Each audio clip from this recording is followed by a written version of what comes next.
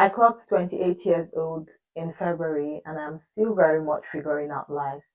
And I do not feel sad about it because figuring out life is part of life. But I wasn't always this calm about my approach to life. I put a lot of pressure on myself in my early to mid 20s, even up till recently, to be very honest with you. But I've realized that figuring out life in itself is progress. Figuring out life means that I am not stuck. I'm looking, or even if I am stuck, I'm looking for a way to get out of it. And that is beautiful. That is good. So I'm going to tell you some of the things that I have learned as a girl still figuring out life in her 20s. Starting strong with this, the pressure to have it all figured out. So I'm starting strong with this point because this is something that I have learned, and I also talked about it just before giving you what the point one is. Trying to see if you can figure out your career, figure out your life partner, who your life partner would be, being financially stable, just basically knowing where you're going and knowing where you're headed in life. That whole pressure, and trust me, all of these thoughts would come with pressure, and that pressure is not necessary. There's a point you get to in your life, you would be mad at yourself for how you beat yourself too much about these things that I just listed out. Life will take care of itself. You only need to have the right approach to life. And I know it's very easy for us to be pressured because, I mean, we live in a digital age. There is social media. You open Instagram, you see a video of someone telling you that they bought a house at 23. You know what it means to buy a house at 23. And that is not discrediting what they have done or watering down what they have done. That is beautiful. Having to do that is beautiful. But you cannot be putting so much pressure on yourself as a result of what you're seeing on social media. Okay? You're trying to put yourself under pressure because someone is doing the kind of job that you would love to do. It's your dream job. You've just not gotten it yet. Stop putting yourself under that pressure. Put in the work and just be very hopeful because it will work out well. You see people traveling the world, you see people being influencers and all the good things that comes with being an influencer. You see people making six figures, you see people getting married, you see people having children in their early 20s. And why we get to put ourselves under pressure sometimes could just be that we want those things for ourselves, which is good, okay? You want those things for yourself. You're seeing someone else get those things, you don't have it. And you're beating yourself too much about it because the person doesn't have two heads. You have the same number of heads with that person, which is one, okay? And they have done the things that you haven't been able to do for yourself, and you're just trying to carry on so many burdens to make sure that you get that as well. That is pressure, and I've learned on in my early 20s not to pressure myself too much. Even times when I find myself being pressured about certain things, I am quick to remind myself that it is a phase that will pass. Many things I pressured myself about a couple of months and years ago, they're happening right now. And I wish that I didn't approach things the way that I did because it worked out, right? Let it all work out. It will work out. You just have to avoid putting yourself under very unnecessary pressure. The second thing that I have learned is that I can change my mind. I know that this just sounds very bizarre. Like it sounds like it doesn't hold so much weight, but it does. You're free to change your mind. You're free to stop doing that thing that you don't want to do anymore. If you realize that the career path that you are right now is not where you want to be long term, you're free to change your mind and move to something else. Okay, you're free to do that. You don't have to be stuck doing something that you do not love. You don't have to carry on with something that does not give you fulfillment. And I have learned this in my life as a 20 something year old woman. This is something that I have learned. I can switch boats. And remember that I said in my last video and also in previous videos as well that switching boats or moving from one career path to another doesn't mean that you are not someone who is reliable. Just make sure that before you switch those boats, before you move to something else, you've done everything, or you're very convinced that you're not doing what you're meant to do. and that the other thing that you're switching it to is something that you really want to do, because you shouldn't actually be switching boats all the time. You shouldn't be moving from A to B to C to D. It just shows inconsistency, and you don't want to be associated with that. The third point is to stop confusing delay with failure. Things aren't happening doesn't mean that you failed at it. There is a delay doesn't mean that you will still not succeed eventually at that thing. Just like someone trusting God for a child and haven't had a child. You're not going to just conclude in maybe 3-4 years of trying to have a baby and just conclude that you would never have a child. There's just a delay at that point, and delay is still part of, I feel like with delays comes success stories. It encourages people in similar situations, because you cannot encourage someone when, I feel like people wouldn't really take the encouragement if they don't see that you are sitting in the same boat as them. I've said boats a lot in this video, but people would think that you do not really understand when you haven't passed through the same thing as them or something similar. And sometimes I think things happen for a reason. Things happen so that you can be a blessing to people. So I talked about childbearing, but even in career, even in investment, even in your partner, your life partner, if those things are not working right now for you, doesn't mean that you failed at it. You're still in your 20s. Well, I'm hoping that you're still in your 20s. Even if you're not in your 20s, in your 30s, there is no late comer to anything that has to do with personal development. There is no late comer. No.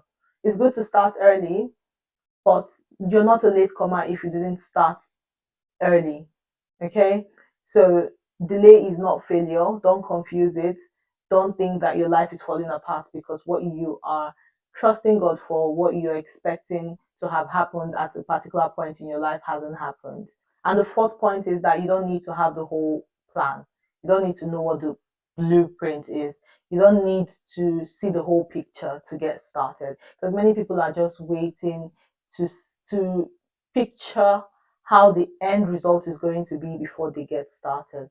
And as good as that might seem, you can just start without knowing it all, or without knowing the end goal. When I say end goal, yeah, what I mean is without actually figuring it all out, you can start. And to break this down in a way that you'll understand it better, if you ask yourself where you see yourself in the next 20, 30 years, and you cannot categorically say what you want for yourself, you're meant to have like a holistic picture. If you cannot really give specific details of how you want your life to be in the next 20, 30, 40, 50 years from now, that's not bad. That doesn't mean that you wouldn't learn a new skill or learn a new language or travel the world or date someone, or many things. There are many things to do. You don't need to see the end from the beginning before starting. Start, and along the way, if you then see what the end is, you can choose to stop doing that thing and switch boats. The fifth thing I have learned as a lady in her 20s is that I do not need to build my life around people's expectations of me. I grew up in an African home, and thankfully, I didn't have parents who were very rigid with your educational goals. I didn't have parents who were saying you have to study law, you have to be a doctor, you have to be a nurse, you have to. They might like it, they might want to cajole you to do it, but they will never put that pressure on you to do it. My dad still wants me to do my PhD, but he knows that right now that's not even what I'm thinking about, and he's not putting that pressure on me. Once in a while, he's like, "Do you know that you'll be a very good doctor, Mrs.?"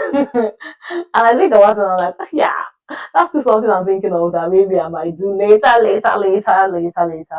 But right now, I'm not thinking about it, and I'm not letting what people expect of me then becloud my judgments and make me do something that I'm not ready for yet. This is not even just about education. It can be people are just expecting you to be with a particular guy. They think that that person is good for you. Everyone sees it, but you do not see it, right? You don't need to then jump into a relationship with that person all because of people's expectations of you, or that that person matches their expectations, not even your expectations. Always ask yourself this question: if nobody could see your life, what would you actually choose? Like, if no one could see what you're doing, what's that one thing that you would be doing? Ask yourself that question. If you get an answer to it, pursue that thing. Pursue it. Do it. Get it done. You don't need external validations as much as you think you do. Moving on, and maybe rounding up with this, is that becoming takes time. I read Michelle Obama's book titled Becoming many years ago. When I say many years, it sounds like I'm a very old woman. But I read it, I was still in Nigeria when I read that book, and I've been in the UK for almost 3 years now. And I read it maybe 2 years before leaving Nigeria. I'm doing the maths, maybe 5 years ago, I read that book. And that book just explains her journey, how she started till when she became a first lady, and even her plans after being a first lady of the United States of America. And becoming is not something that happens instantly. Becoming is not something that happens instantly. It's something that happens with continuous efforts, consistency, switching lanes sometimes, because in becoming you find out what you like and you can switch to something else. Treat your life like a seed. When you plant it, you do not just go the next day and expect to see a tree. There are a lot of things that goes on behind the scene and even in the open that people see, right? So you need to understand that becoming could take time. For some people, it might not even take time. But if it is taking time for you, understand. Look at the Iroko tree. The Iroko tree takes a lot of time to get its roots very deep. Some other trees will just, sprout and have plants and fruits ASAP. But the Iroko tree takes a lot of time to get its roots deep. And when it starts showing on the outside, it looks very gigantic and mighty and big and respected. That's one tree that I know that if you tell me to mention one of the greatest trees, I'll mention the Iroko tree, because I know that the Iroko tree is a very strong tree. No matter what comes, no matter the wind, it's hard for an Iroko tree to just fall down like that.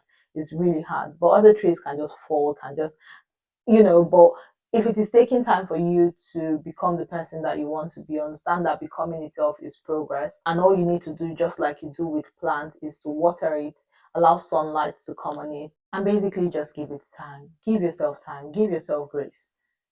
Bet on yourself. Okay? I know that this video was very short. I had a very long day. I've been shooting videos since yesterday and today as well. And I'm recording this video today to upload today. So after this, I have to start editing. I don't think that the editing should take so much time anyways, because the video is not so long. But please, please, please remember to subscribe to my YouTube channel. Please subscribe. Subscribe ahead of September. I mentioned in my last video that I am doing something big on this YouTube channel in September, something that I know that you would absolutely love.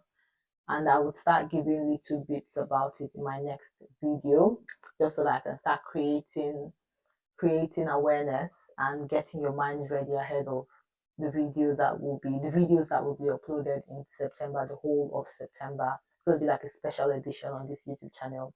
So yes, thank you for watching this video till this point. Thank you for subscribing. I want to believe that you have. Thank you for subscribing and sharing this and liking it and commenting and just being a part of this community in your own way. I see you. I appreciate you. Till next week. Toodles!